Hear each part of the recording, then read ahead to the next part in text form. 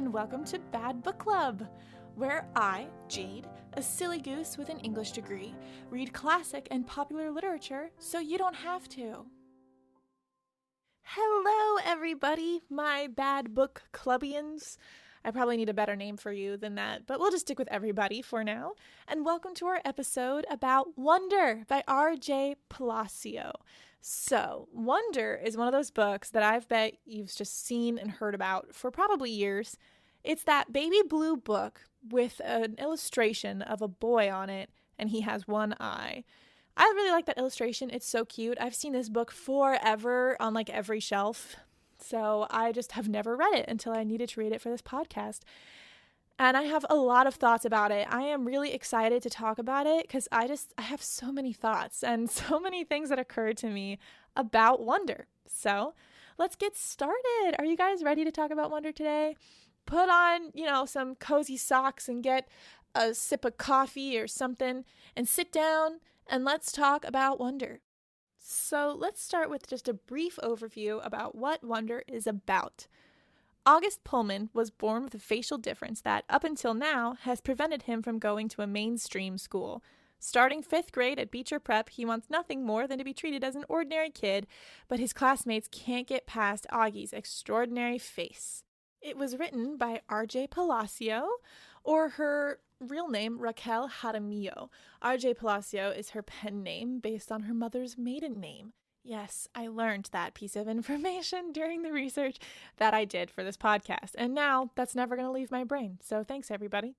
The reason Palacio says that she wrote this book is because she went to an ice cream shop with her 2 sons, and her smallest son saw a boy with facial differences at the ice cream shop and began crying. And she said she quickly gathered up her boys and basically ran out of the ice cream shop, and that she was so embarrassed because she handled that so poorly and she could have used that moment as a teaching moment.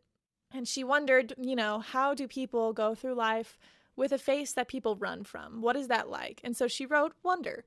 That's actually really interesting, and I'm going to talk about that a little later in our discussion. So if you guys want to, we can jump straight into the book, what happens, and some of my initial thoughts about it. Are you guys ready? Let's go. So the novel starts out from Augie's point of view.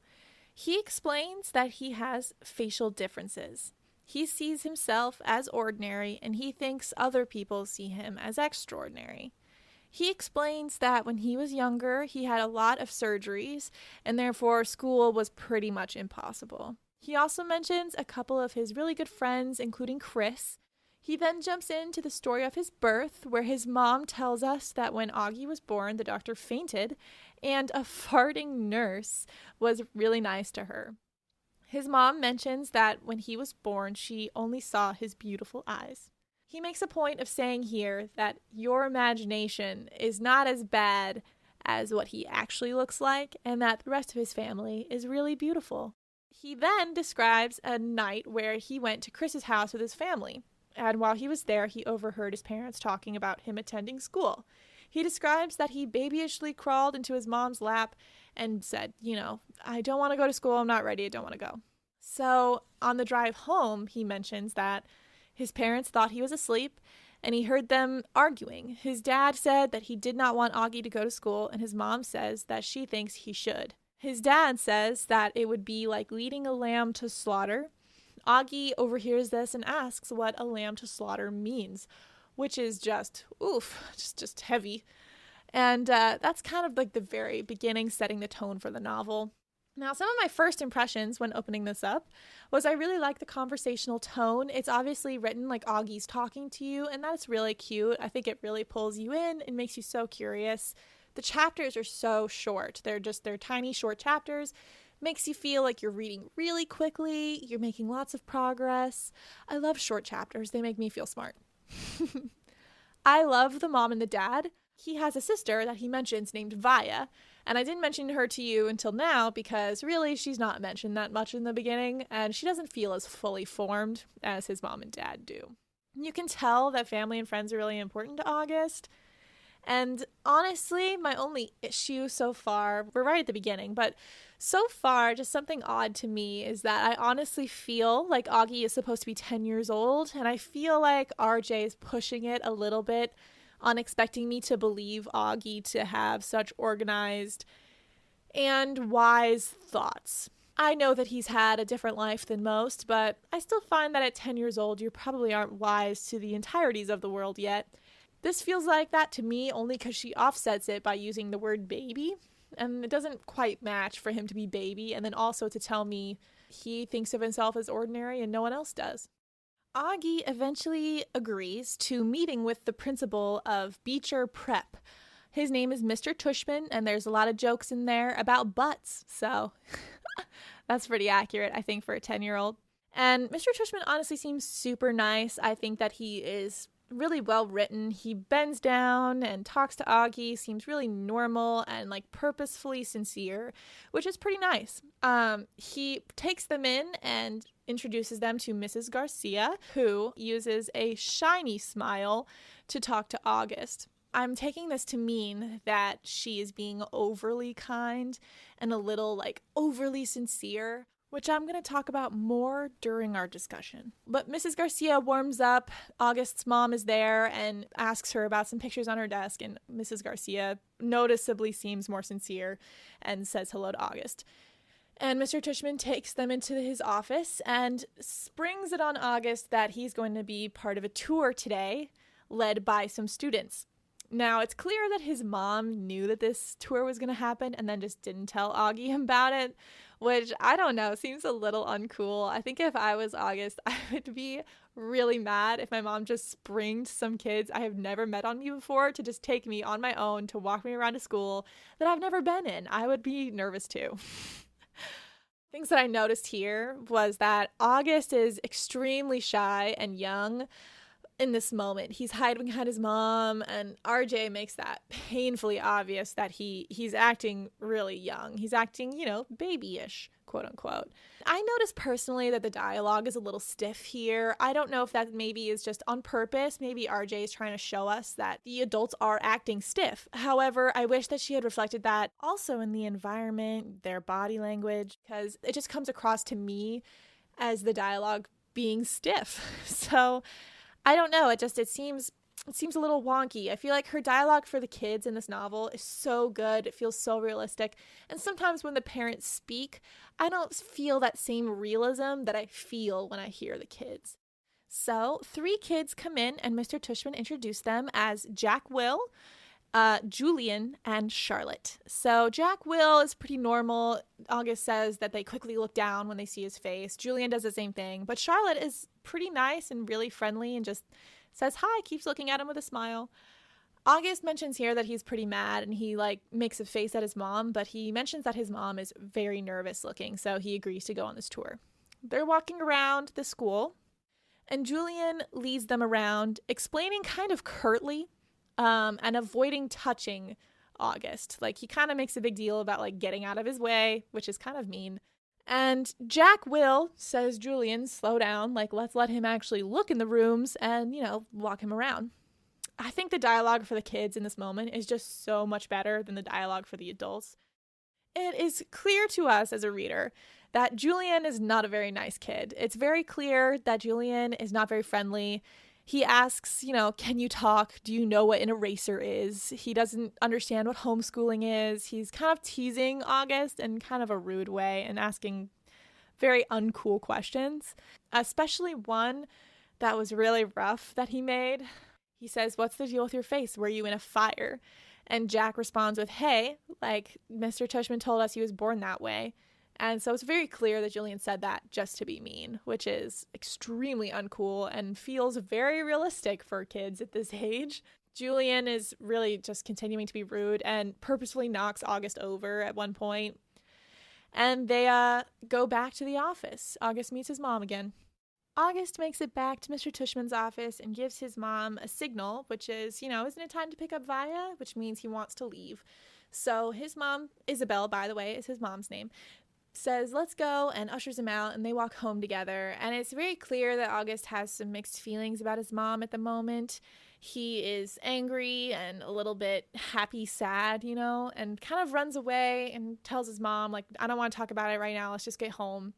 And when he gets home, he immediately runs into his bedroom. And later that night, his dad talks to him and then his mom, and he tells her about what Julian says. And she is just shocked, obviously shocked that a kid asked him if he was in a fire. And she says, you know what? I take it back. You don't have to go to school if you don't want to. And August says, you know what? I do want to go. Like, I want to go to school. I want to go there. I want to go. Let's do it. I want to go. So I liked this little moment. I think it showed a lot about their relationship. I think that August seems like a little wishy-washy right now, but like that is kind of the way kids are. Like, characters are not supposed to be perfect, and neither is August, but he's very wishy-washy, kind of all over the place. He obviously can't make up his mind about school. Kids will be mean, but I think what happened in this chapter was that August understood that he also has the opportunity to make new friends, and his only friend right now, Chris, isn't really close by. Chris lives far away. So I think Augie wants to jump at that chance to make new connections. So yeah, next we have Augie's first day. So we're on to August's first day. I cringed a little bit when I read that title, only because I remember my first day of high school and it did not go great. I ran into a pole because I was too distracted looking around me, and I also accidentally went into the men's room, which was a great experience on your first day of school. So I could only imagine what Augie's first day would be like, and he has, the differences. So let's see how it goes. August mentions the morning of that his parents are really nervous for him, but they're also excited. His mom and dad seem to have switched places, so his mom is really worried for him now, and his dad was proud of his actions and is all for him going to school. August goes straight to homeroom and sits down where all the kids avoid him, except for Jack Will, who sits next to him. The teacher notices him in a really great written moment. The teacher's talking, and in the middle of her talking, August says, "She notices me," during a pause, and then she continues speaking. It's really well done. Then a boy named Henry sits down on the other side of August and puts his backpack up as a wall between the two of them, which, Anyway, the kids all go around and tell facts about themselves. Julian is in the class. And Augie's facts are that he has a sister named Vaya and he has a dog named Daisy. Julian inquires as to his braid in his hair. Up until now, we hadn't heard about a braid in his hair, but August describes that he has a Padawan hair braid, which is a Star Wars thing, which, if I'm not wrong, is like a rat tail, but I don't know much about the Padawan hair braid. Julian points out that Darth Sidious doesn't have a Padawan braid, which is a dig at him that I think was purposeful that the teacher wouldn't understand, because Darth Sidious was in a fire and has deformed facial features. So he just called August Darth Sidious, which is pretty uncool. Next, we move on to English class with Mr. Brown, and he has some precepts. So this is a really cute part of the book. Every month we get a precept from Mr. Brown. And this first day's message is, given the choice between right and kind, choose kind. And August goes on to lunch. During lunch, August sits by himself at a table. He can't find Jack at first. After he sits down, he notices that Jack is sitting with Henry at another table. Personally, the number of names at this point is getting a little confusing because only in my summary right here did I realize that Jack is sitting with the same boy who put his backpack up as a shield between him and August. And I wish I had noticed that when I first read through, but one can only read so many names with similar letters before they get confused. Anyway, that's where Jack is sitting, and August is sitting by himself. A girl named Summer sits down next to him from an adjacent table, and they make conversation about the people who would be able to sit at the Summer table. It would be people with only names that are related to Summer, like August and Summer. But it is mentioned that anyone can sit there as long as they're friendly. So that's a really cute thing that happens. I'm really glad that Summer did that. It's mentioned that Summer sits with him all through lunch and makes good conversation. And it's good to notice, too, that a girl comes by and tries to tell Summer to leave August and join their table, and she says no, which is very cute. At the end of the day, August goes home and rates his day as a 5 to his mom on a scale of 1 to 10. He gets annoyed about, her trying to take his backpack, and he doesn't tell her about Julian's Darth Sidious comment. It's clear that he's a little mad at her, although we just don't know why. And Summer and him, he describes themselves as Beauty and the Beast, which was just a heartbreaking little comment. That's just so sad that he thinks of himself as a beast. But it's cute that he puts it in Disney terms, I guess. He gets home and he cuts off his Padawan braid. I'm assuming this is in reaction to, Julian's comment, but it seems more like a personal growth too. Like that was his own choice. He realizes that he doesn't want it there. His sister Vaya gets really mad, and because she insists that Chris and him are still friends, and this was a thing that Chris and him did together. Augie says it's not that big of a deal. His dad is thankful, and at the end of the day, his dad talks to him and says that he hopes that it was a good day and to stop being mad at his mom for sending him to school. His mom puts him to bed because his mom and dad alternate every day. And again, he refers to himself as babyish. Now, at this point, I'm starting to get a little tired of the word baby. Every time RJ wants to emphasize that he's acting young, she uses the word baby because she assumes that that's what Augie would think. And while I appreciate that, it's one of those words that feels really just out of place next to Augie's line of thinking. He calls himself, part of a Beauty and the Beast, and yet, he calls himself babyish. I don't know, it feels out of place. It feels a little bit like a forced word to use, but then again, that just might be me. And at the very end of this chapter, it's a little heartbreaking.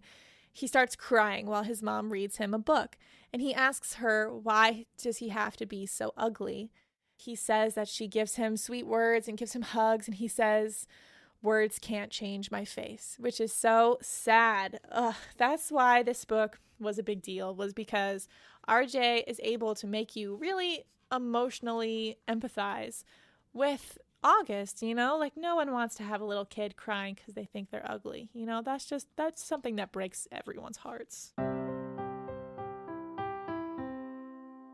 Now, here in the book is where things start to change a little bit. The timing starts to go really quickly. I've noticed that the pacing in Wonder is a little odd. I personally don't mind some of it, but then some of it, I think at the end, can be a little... I'll talk about that a little later. But the pacing starts to get a little different. We get to the month of September, and he describes what the month of September is like. He says that school is hard because it's early, there are quizzes, there's homework. He says that everyone has to get used to him in the school. He says that the noticing is really hard and really annoying. It's like people seeing him in the hallway and realizing that he looks odd. It says that it took about a week for everyone in his classes to get used to him, and then 2 weeks for his grade to get used to him, and about a month for the entire school to get used to him, which is just kind of sad. It's sad that he's, seeing the world that way.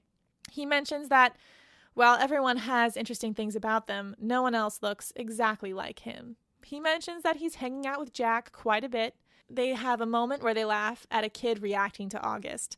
He says, whoa, and almost knocks him over and says sorry and then runs off, and Jack and him laugh. And Jack asks him if he ever wants to beat up people who do that.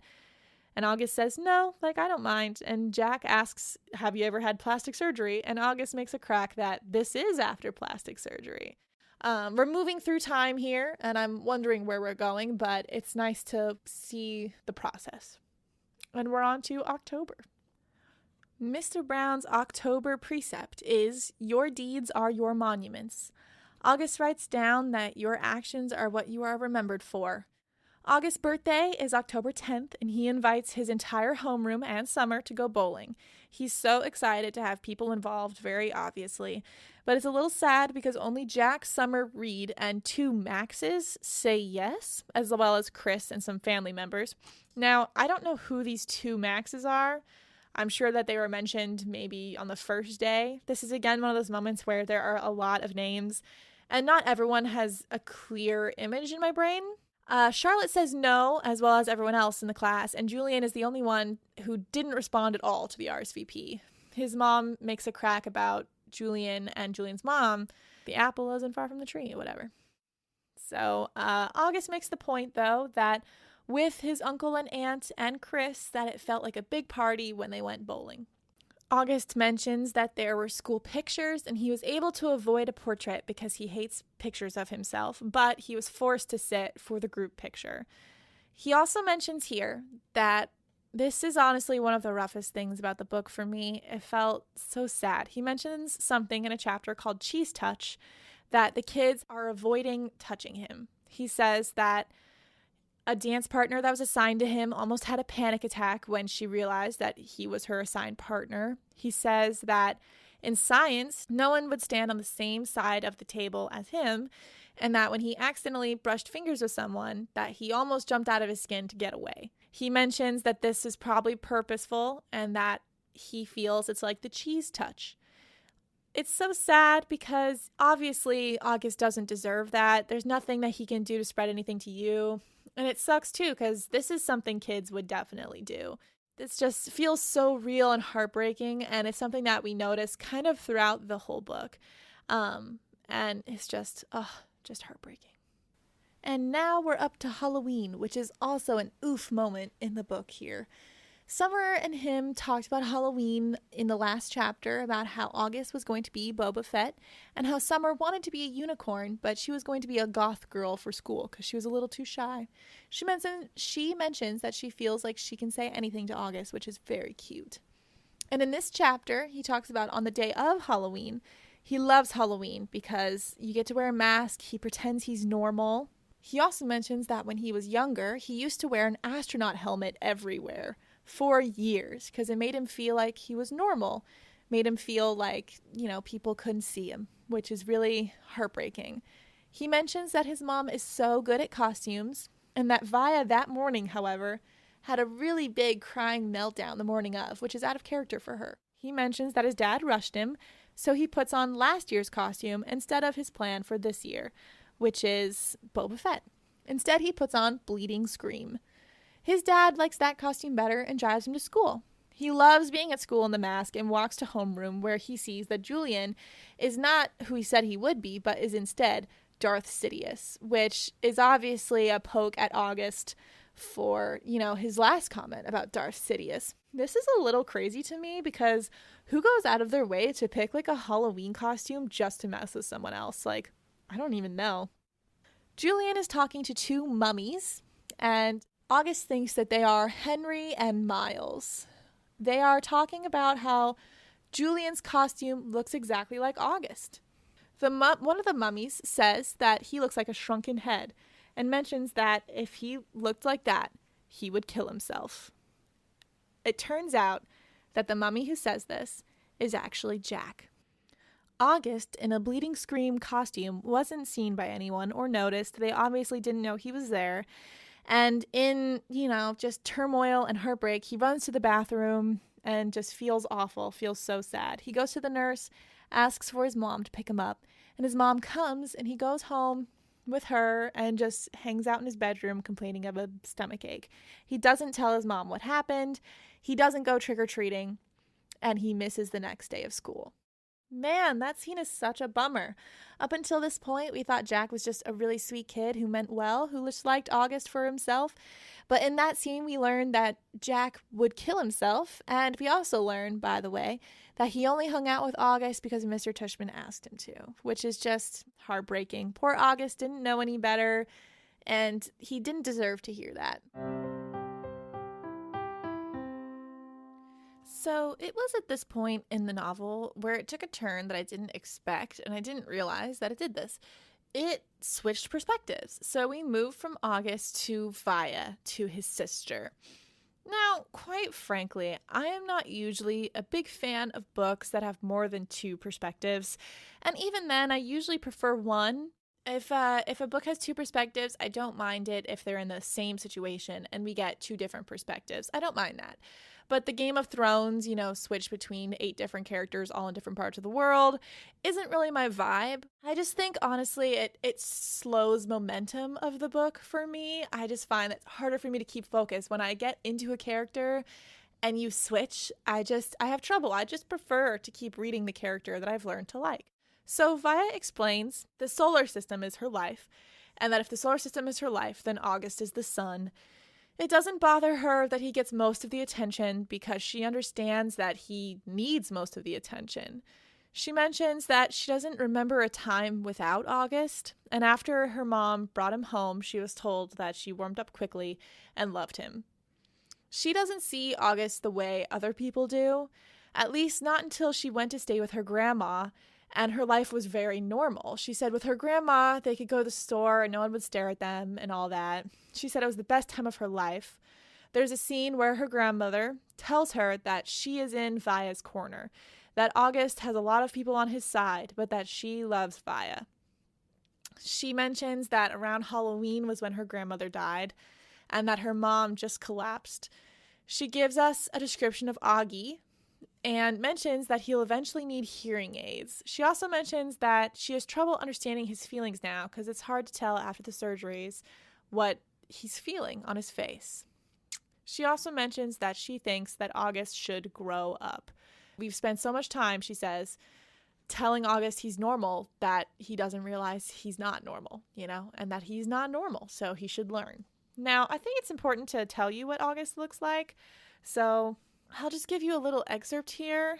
I'm actually not sure how legal this is, but if it's terrible, I'll just cut it out. So what can you do? She says, his eyes are about an inch below where they should be on his face, almost to halfway down his cheeks.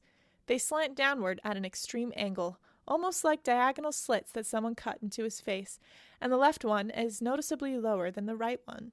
They bulge outward because his eye cavities are too shallow to accommodate them. The top eyelids are always half closed, like he's on the verge of sleeping. The lower eyelids sag so much they almost look like a piece of invisible string is pulling them downward. You can see the red part on the inside, like they're almost inside out. He doesn't have eyebrows or eyelashes. His nose is disproportionately big for his face and kind of fleshy. His head is pinched in on the sides where his ears should be, like someone used giant pliers and crushed the middle part of his face. He doesn't have cheekbones. There are deep creases running down both sides of his nose to his mouth, which gives him a waxy appearance. Sometimes people assume he's been burned in a fire. His features look like they've been melted, like the drippings on the side of a candle. Several surgeries to correct his slip have left a few scars around his mouth, the most noticeable one being a jagged gash running from the middle of his upper lip to his nose. His upper teeth are small and splay out. He has a severe overbite and an extremely undersized jawbone. He has a very small chin. When he was very little, before a piece of his hip bone was surgically implanted into his lower jaw, he really had no chin at all. His tongue would just hang out of his mouth with nothing underneath to block it. Thankfully, it's better now. So that is the first description we really get of August in the book, because August doesn't describe himself to us before this. We don't actually get to know what is up with August. RJ never mentions to us exactly what his problem is, except that it's many things and that a gene is involved, which we learn in this chapter with Vaya. Personally, I'm not sure how I feel about that, and I might touch back about that topic in the future. So let's just move on about what Vaya is talking about. We have Vaya talking about middle school. Now, throughout the book so far, we've realized that something is going on with Vaya, but we don't know what it is. Vaya mentions that in middle school, she was Olivia Pullman to people, and they didn't talk about Augie much, unlike elementary school where everyone knew about him. She mentions that her two close friends are Ella and Miranda, and they've been friends for forever. She said that high school is different. Miranda and Ella have avoided her all summer, and after the summer's over, when she meets them, Miranda has pink hair and a tube top, which is really out of character for her. It's obvious to Vaya, or Olivia, that Miranda and Ella were meeting up without her and not telling her why.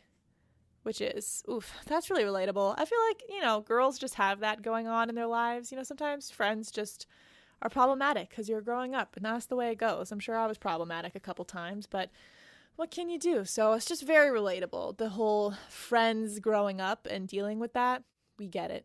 She tells us about how she argues with her mom, feeling a little sensitive that day, and talks to August, asking him how his first day of school was. And he tells her, why would people be mean? After she asks if they were mean, which surprises her. She is upset about the Padawan braid. And that night when her mom says goodnight and says she'll come back, she doesn't come back to say goodnight to Vaya. She forgets. She also has a story here about how she once noticed her mom standing outside of Augie's room late at night. And she wonders if her mom has ever done that with her, which I honestly loved. I thought that was a great detail to put in, and I thought it was such a vivid image. In the next bit, Vaya talks about genetics. It's obviously an interest of hers. She says that when she gets older, she wants to help people like August.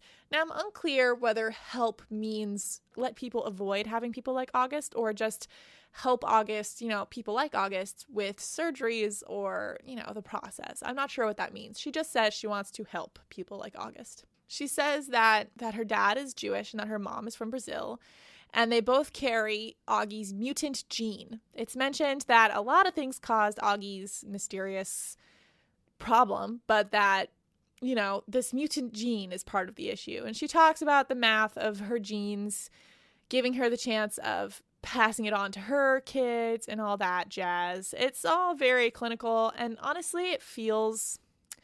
I don't know, we get the vibe that Vaya likes genetics, and that's very cool, but I also feel like, quite honestly, it doesn't need to be there, because if you can't tell us what is wrong with Augie, or, any number of his issues... At one point, she mentions that he might have had a cleft palate. I don't know, I feel like if you're not going to delve in deeply into naming the science for us, that you shouldn't just stick a toe in the water and give us kind of vague genetic information, because it feels really vague, and I don't quite know what she's referring to, because I don't think she knows what she's referring to. She doesn't know what it's called. She just mentioned a couple of big words, a couple of small things about genetics, and it's unclear whether this is the issue that Augie has. I don't know. I want to say differences. Augie's differences don't really seem clear in how they're caused or what's going on. And it seems like his family does know. They just aren't telling us. So, I don't know.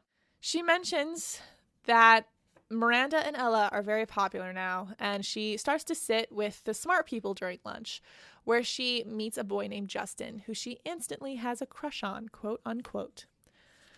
We get to Vaya's Halloween, where she mentions the morning of that her mom always makes Augie's costumes because she thinks her mom is just upset because that's when her grandmother died. She's never made a costume for Vaya, which is such a bummer. It seems very obvious to me here that Vaya is kind of forgotten sometimes, but it seems like Vaya's okay with it. She mostly understands. She seems hurt, obviously, but she mostly understands. So it's very hard to read, but I feel like it's honest.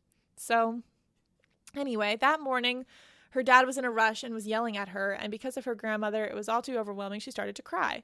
You remember this from Augie's chapter. He says that morning, Vaya had a meltdown and was crying, and that his dad took him to school instead. She was crying, and her mom let her stay home, and they stayed home and cried together. They were putting in a movie, but then Augie called because he was at the nurse. He wanted to come home because he had heard the comment Jack made about him. Suddenly, Vaya's day with her mom is disrupted. Augie comes home and throws up. August, at this point, tells Vaya what really happened. He tells her about what Jack said. She cheers him up, tells him that they should go to the Halloween parade. It obviously seems like he's doing better, but he does mention he wants to quit school officially. She tells him that everyone has bad days and that he just needs to suck it up. And he tells her that, does she ever have days where the entire school body avoids touching you? He says, don't compare your days to my bad days. And she says, well, it's not a competition. I'm just saying that if you want to be treated normally, you have to act normal. That seems to strike a chord with August, and she mentions to him, you can just ignore your friends. You don't have to be friends with them. He, at this point, mentions, is that what you're doing with Miranda? And she says, what? And Augie says, Miranda called here yesterday to talk to me, and she says she misses you. Vaya is obviously happy that Miranda misses her.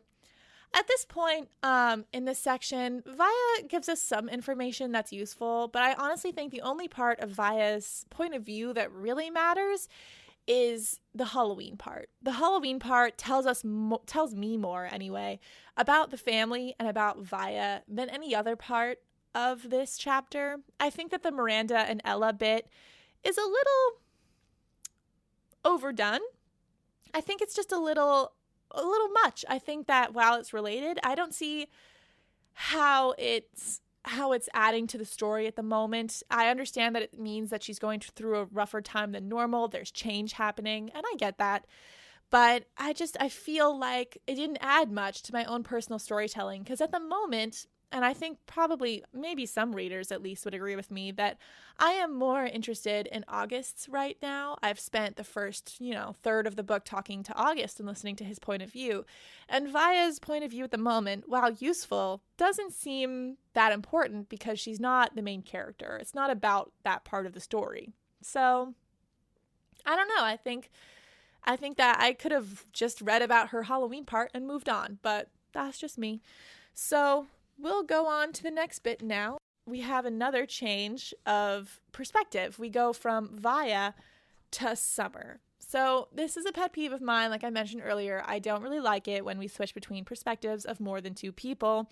This was a bummer too because we not only go from August to Vaya, we go from Vaya to Summer. I don't know what it's supposed to be. I'm not the author. But from this point so far, I did not know this was a changing perspective book till almost halfway through. It's disappointing, personally, for me to read, maybe a third of the book and have it be about one character and then suddenly switch to two other fairly minor characters that we haven't interacted with yet. And we kind of leave August's view behind, which I've grown used to and I like. So while I think it was an interesting choice and I think it works somewhat, I also think switching perspectives can be a little bit of a crutch. It's much harder to write a side character that's interesting than it is to write a main character. So what you do is you put 6 main characters in the novel. And while that's useful, like I said, personally, I see it as a little bit of a crutch. Some people love that, though. Game of Thrones is hugely famous. So by all means, if you don't take that as any sort of thing, this is just my own personal opinion. Let's move on to Summer and part 3.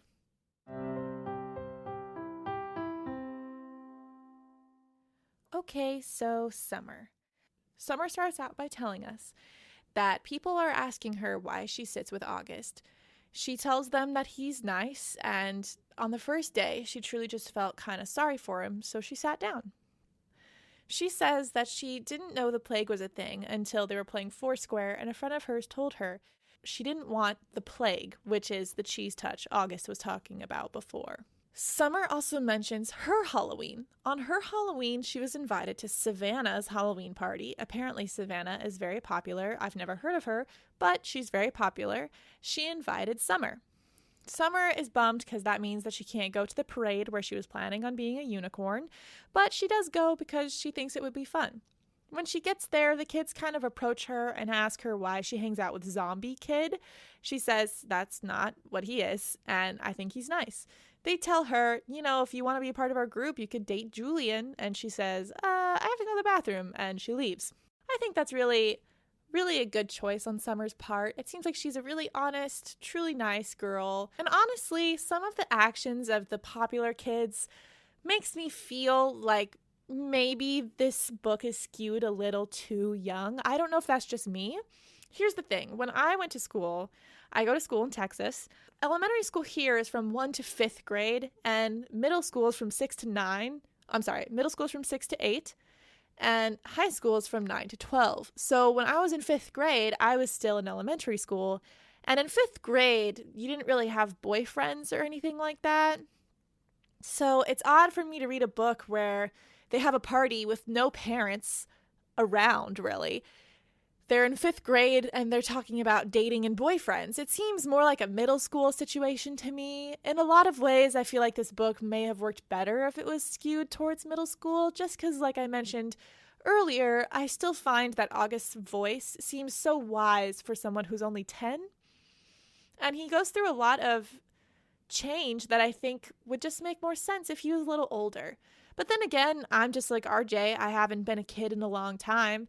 And maybe that's really accurate. I don't know. You guys can let me know. When you were a kid, did you do stuff like that when you were 10?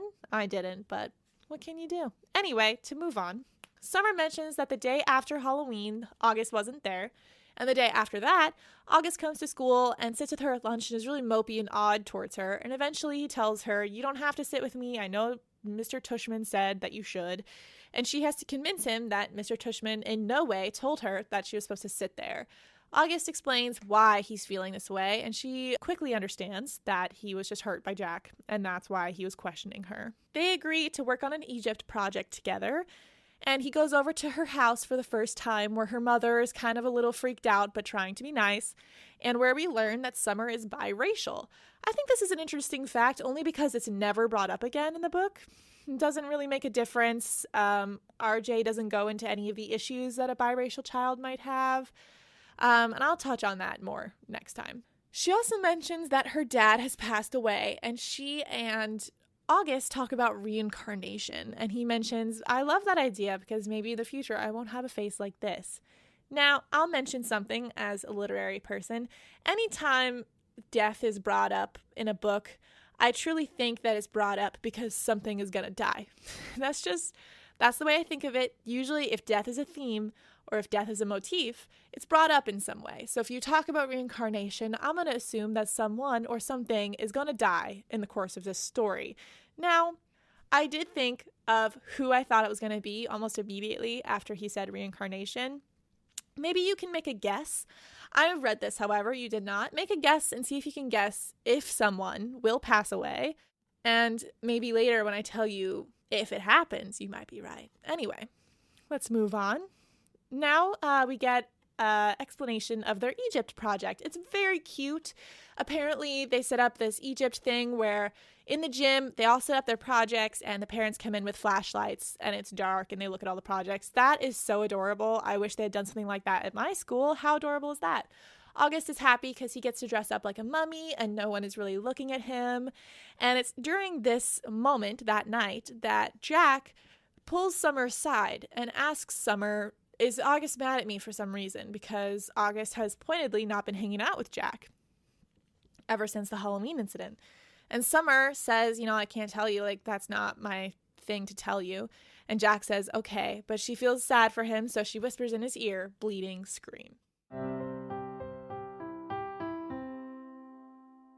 So, ladies and gentlemen, you may have noticed that I'm only halfway through the book and I've been talking for 40 minutes. Now, you might not have noticed that because you don't have a book in front of you, but in case you didn't know, hey, did you know I've been talking for 15 minutes and I'm halfway through the book? Well, in case you're wondering why that's the case, I thought it would be a good idea to split Wonder into a 2-episode journey, because Wonder is so full of children's perspectives. And from a children's perspective, small stuff can be a really big deal. And there's a lot that I want to talk about just about the book in general, discussion-wise. And I didn't feel like I'd be able to put that all into one episode. But don't worry, because I'll be releasing the second episode only a couple days after our launch so that you can get all of it sooner. Thank you for tuning in on the first half of Wonder today, and I hope that it was an enjoyable time. I've really enjoyed talking to you guys, and I'll see you in the next episode, where we're going to hear more about Jack and Miranda, and of course, August. If you enjoyed the podcast today, please subscribe and leave a review on iTunes. It majorly helps me out. It makes a huge difference, you wouldn't believe. So if you could do that for me, I'd greatly appreciate it. And thank you so much for tuning in on part 1 of Wonder. I'll see you for part 2 of Wonder. Have a great day, lovelies. Bye!